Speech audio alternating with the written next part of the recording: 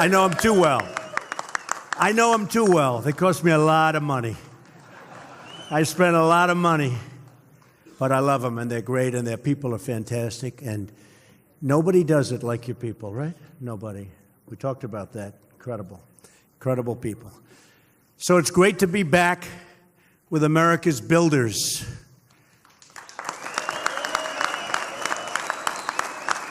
So did you ever think you'd see a president who knows how much concrete and rebar you can lay down in a single day? Believe me, I know. I know. We're a nation of builders, and it was about time we had a builder in the White House, right? We have a builder. I want to thank Sean McGarvey and the entire governing board of presidents for honoring me with this great invitation. And I love that it's in Washington because I don't have to travel very far. Worked out pretty well, I have to tell you. 5 minutes. Sean took part in one of our very first meetings at the White House. He mentioned it.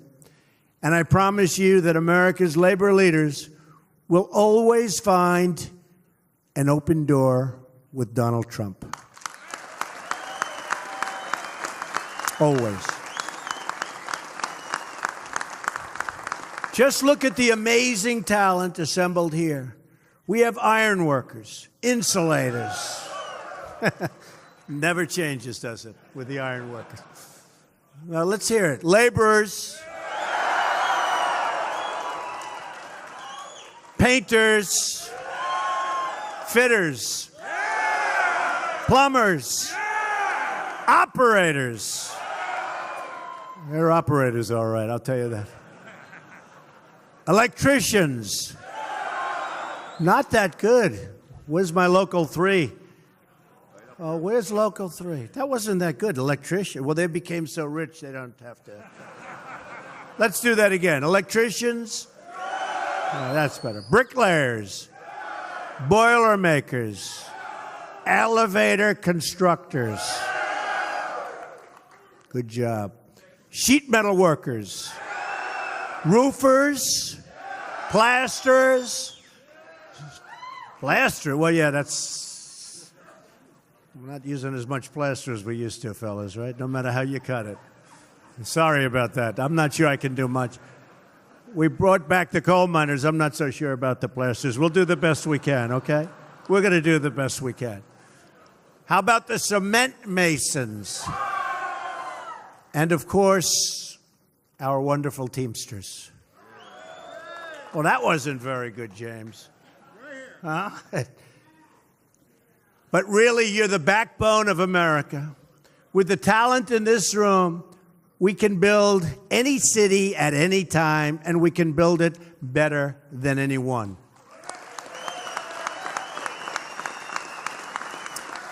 But we're going to do even better than that. Together, we are going to rebuild our nation. You're the keepers of the great trades and traditions that built our country. From the New York skyline to the Golden Gate Bridge, you represent the workers whose hands, skills, and dreams will build the great landmarks of our future. Every day, your members live out what I call the American creed. They're on the job before dawn and after dusk, and they never quit until that job is done. You know that. True. True. We saw this grit on display when the construction trades helped rebuild New York City after 9/11. That was a terrible time. We were all there. That was a terrible time in this country's history. Worst attack in the history of our country. Worse than Pearl Harbor. Pearl Harbor, they were attacking military. Here they were attacking civilians.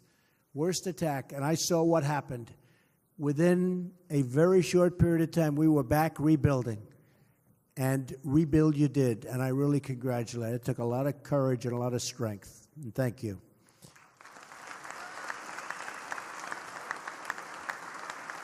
The fact is, you take pride in every part of your work, every joist, bolt, and rivet. You're not only builders, but you're artisans, very talented people. A lot of people don't understand. You're very talented people, enriching our cities and landscapes with works of great beauty. And just as you take pride in your work, our nation takes great, great pride in you, believe me. And it's time that we give you the level playing field you deserve.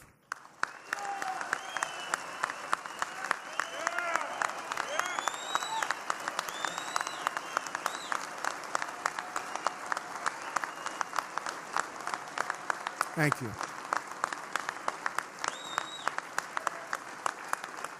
Thank you, folks. Washington and Wall Street have done very, very well for themselves. Now it's your turn, and you're going to be also sharing the wealth.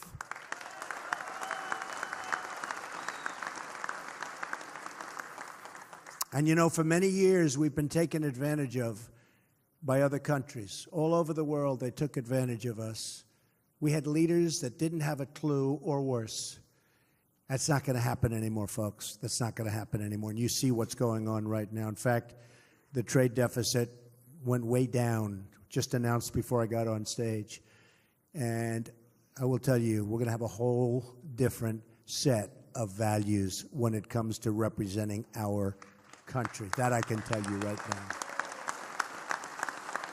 This election was all about returning power to the people. I've spent my life working side by side with American builders, and now you have a builder as your president.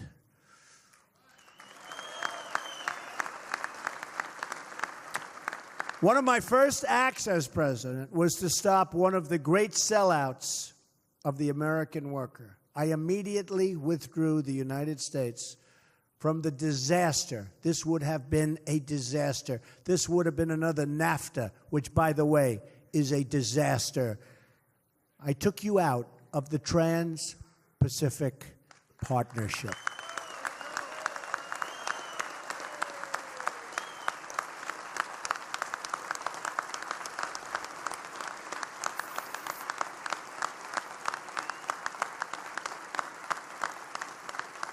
Thank you. That one wasn't even close. And you know it. And I know it. Everybody knows it. Next, I cleared the way for the construction of the Keystone XL and Dakota Access pipelines.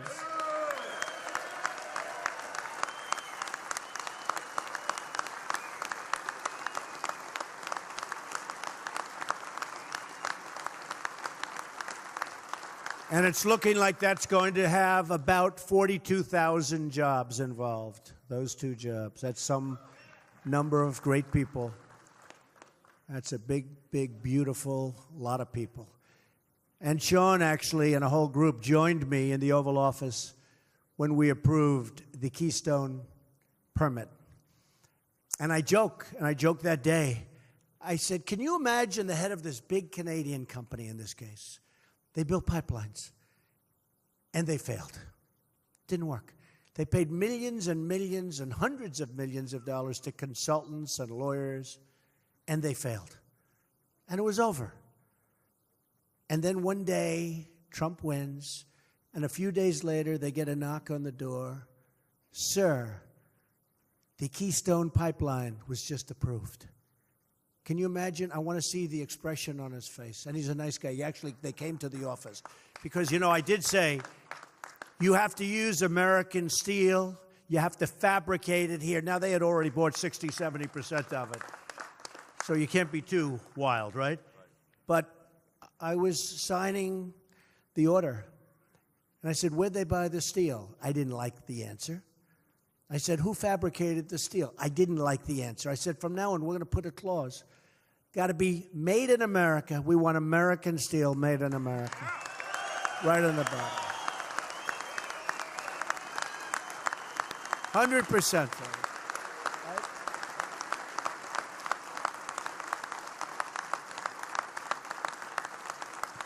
And you'll be hearing more about this in the very near future, but as time goes by, let's say over the next 7 3/4 years, meaning 8 years, we believe in 2 simple rules: buy American and hire American. That's what's going to be. And that's not just a slogan, it's a promise. Believe me, that's a promise. The era of economic surrender has come to an end. It's come to an end. We have surrendered as a country to outside interest. The era of economic victory for our country has just begun. You will see.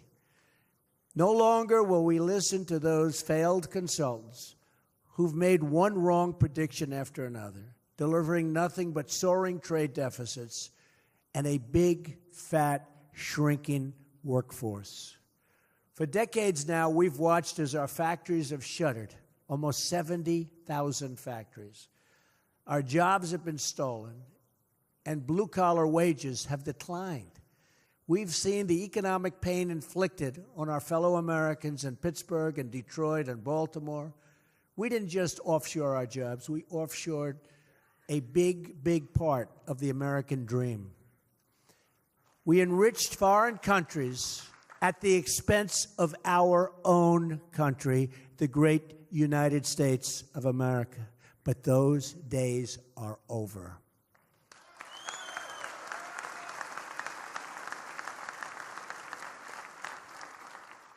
I'm not, and I don't want to be, the president of the world. I'm the president of the United States. And from now on, it's going to be America first.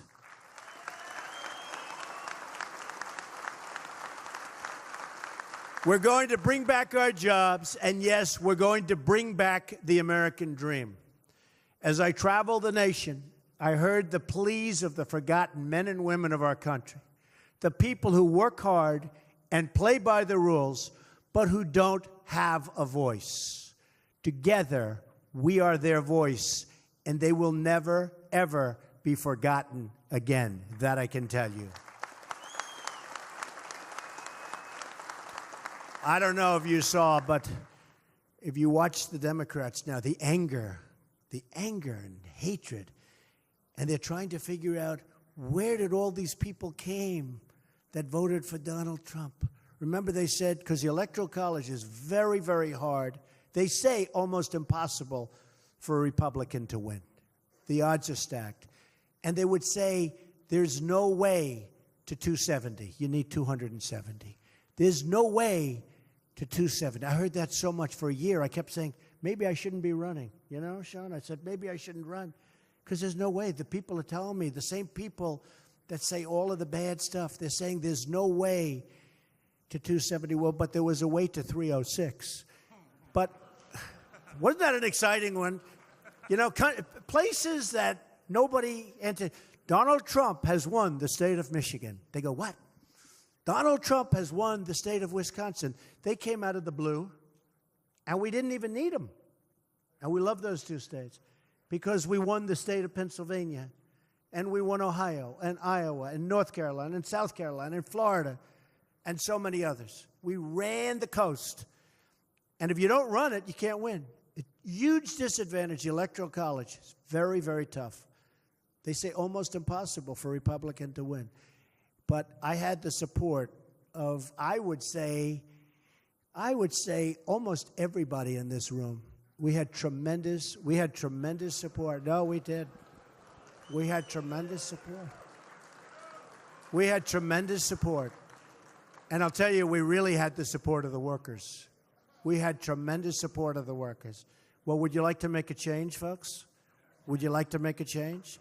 Because if anybody wants to make a change, you won't be having so many jobs, that I can tell you. Your jobs will be a whole different story.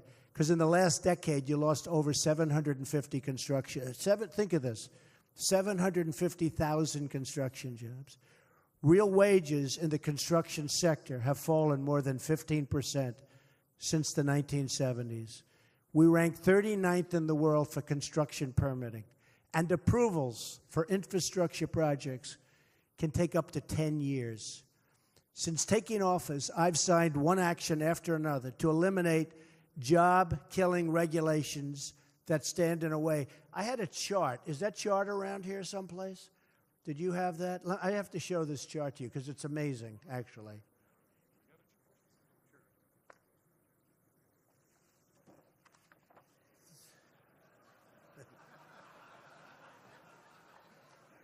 This is, if you want to build a highway in the United States, these are some of the permits that you need. It's a process that can take way over 10 years, and it just never happens. Then at the end of the period, they vote against it. And we're getting rid of many of these regulations. You have to go through 17 agencies, many permits in each agency. In February alone, we added almost 60,000 new construction jobs to the country. I ordered expedited environmental reviews for infrastructure, environmental and energy projects all across the country. No longer will you have to wait year after year for approvals that never come. I also took historic action to lift the restrictions on American energy production and to put our miners, who have been treated horribly, back to work. Consumer confidence. They're great people. Consumer confidence is at the highest level in more than a decade. You've seen all of the charts, all of the studies. The National Association of Manufacturers just the other day reported the most optimism in the entire history of its survey, which is an old survey. 93% of manufacturers are optimistic about the future. It's almost 27% lower than that just a few months ago. The Home Builders Confidence Index is at its highest level in 12 years. And now, in breaking news, it was just reported today, the monthly U.S. trade deficit declined by 10% for a reason, not by accident, believe me, it's for a reason. We're also going to protect your jobs by protecting our borders. My administration is just a matter of weeks, and literally a short period of time, has brought record reductions to illegal immigration. Record reductions. Down 61% since inauguration. General Kelly is doing a fantastic job. And we'll crack down on visa abuses that undermine the American worker, and we're doing that right now. These and so many other achievements have defined our first 10 weeks in office. We've done so much for the worker, done so much for the military. We've done so much for the police officers, our men in blue and women in blue who are not treated fairly. We're fighting for workers of all backgrounds and from all walks of life. But to achieve true progress, we must remember our legacy. We're the nation that built the tallest skyscrapers on what was once the Hudson River and put neon lights of Las Vegas in the middle of the desert.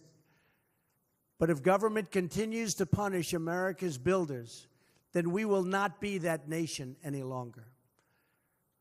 I'm calling on all Americans, Democrat, Republican, Independent, to come together and take part in the great rebuilding of our country. That is why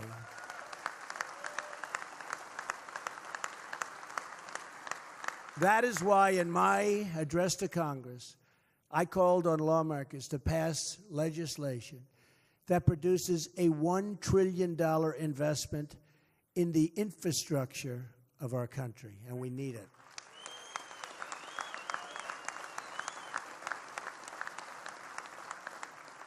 With your help, we can rebuild our country's bridges, airports, seaports, and water systems.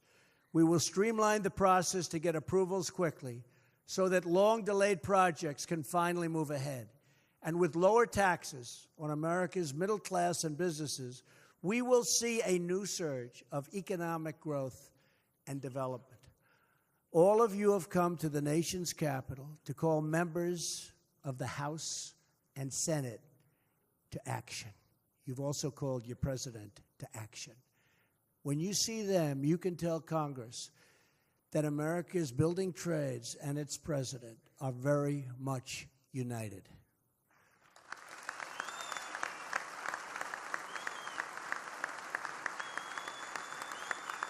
Thank you.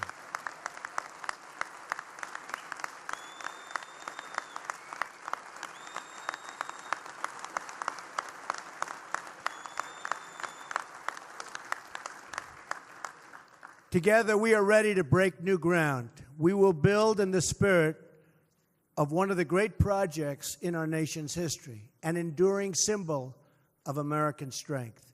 The Empire State Building was forged in the Great Depression and provided jobs for more than 3,000 workers.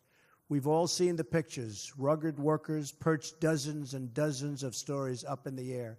Workers like these moved almost 60,000 tons of steel, installed 200,000 cubic feet of stone, and laid 10 million bricks to build that American icon.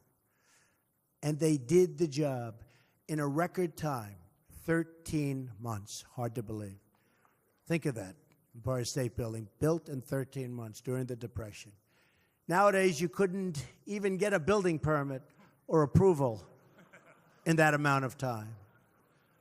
When the workers had secured the last piece of steel in that amazing and beautiful structure, they marked the moment, as we still do today, with what is called a topping out ceremony. 1,050 feet above the streets of New York City, they hoisted a beautiful and great American flag.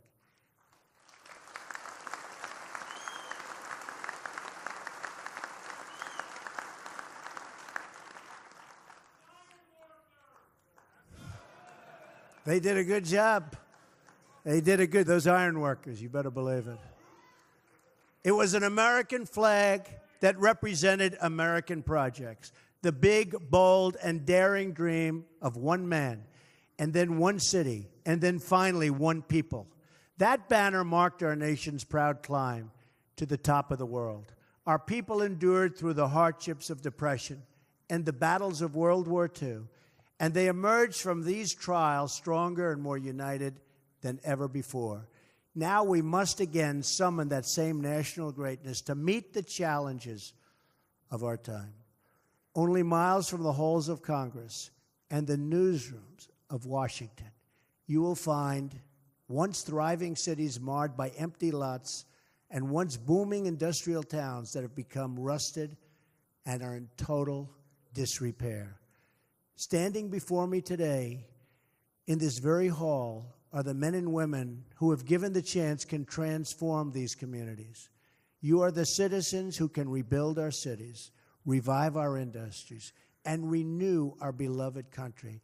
And I know you will stop at nothing to get the job done.